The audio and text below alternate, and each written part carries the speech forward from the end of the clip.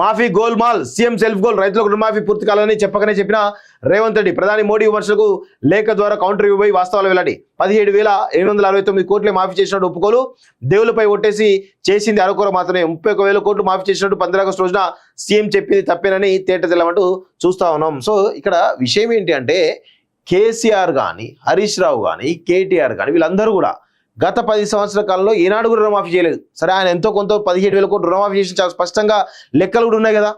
సరే మిగతా వాళ్ళే కూడా చేస్తామని చాలా స్పష్టంగా చెప్తా ఉన్నారు కదా. సో ఎందుకు మీకు అంటే మీ యొక్క తప్పిదాలను గత 10 సంవత్సరాల తప్పిదాలను మీరే బయట పెడుతుంటే కనబడతా ఉంది తప్ప ఎక్కడన్నా ఉందా?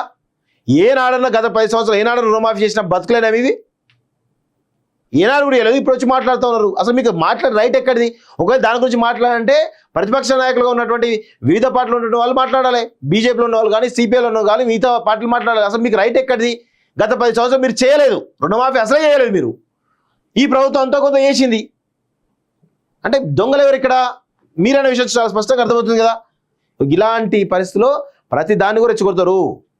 ప్రతి దాన్ని మూసీ రివర్ అంటారు, వాళ్ళు చేయరు. కాళేశ్వరం గురించి చూస్తా ఉన్నాం, ధరణి గురించి చూస్తా ఉన్నాం.